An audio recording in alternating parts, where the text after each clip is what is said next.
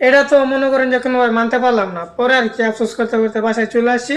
আর আরেকটা ছেলে আরেকটা মেয়ে ওই দুই গাড়ি চিপায় দাঁড়া মানে বসে আছে নিচে ফুটপাতের উপরে, দুই গাড়ি চিপায় বসে আছে। রাত বাজে 15-10টা। তবু এটা রমজান মাস, চতুর্থ রোজা আজকে। আসসালামু আলাইকুম। আজকে গেছিলাম তারাবি পড়তে। আজকে যেহেতু 23 তারিখ, সম্ভবত 4 রোজা আজকে।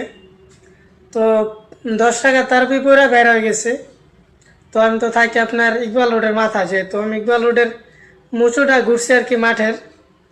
তো 15-10টা বাজে রাত্র, ওই জায়গায় গাড়ি পার্কিং করা ছিল অনেকগুলো গাড়ি।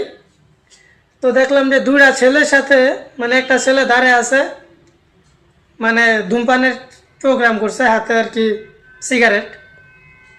আর আরেকটা ছেলে আরেকটা মেয়ে ওই দুই গাড়ি চিপায় দাঁড়া মানে বসে আছে নিচে ফুটপাতের উপরে, দুই গাড়ি চিপায় বসে আছে।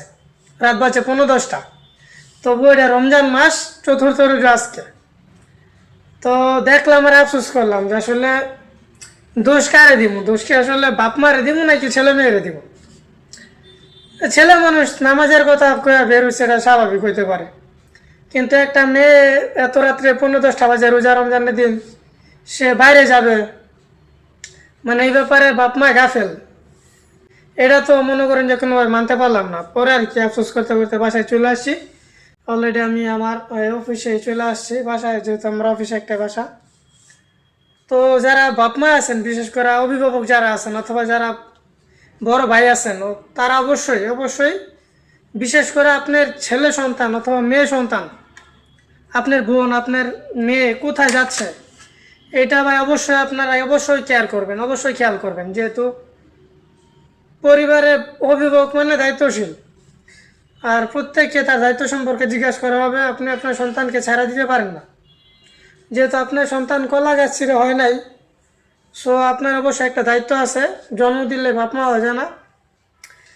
বিশেষ করে মেয়েদের ক্ষেত্রে কেয়ারটা খুব বেশি দরকার। তাই যারা অভিভাবক আছেন অবশ্যই সচেতন থাকবেন তাদের সন্তানের ব্যাপারে।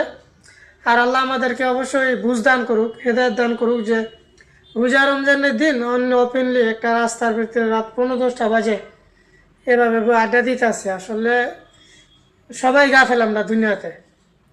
তা আল্লাহ আমাদেরকে মাফ করুক। এবং আপনারা যারা অভিভাবক আছেন অবশ্যই সচেতন থাকবেন। আর এটা আমার নতুন ইউটিউব চ্যানেল, অবশ্যই আপনি যদি আমার চ্যানেলে নতুন হয়ে থাকেন, নিয়মিত ব্লগ ভিডিও পাইতে আমার চ্যানেলটা অবশ্যই সাবস্ক্রাইব করে পাশে থাকবেন। ধন্যবাদ। আসসালামু আলাইকুম।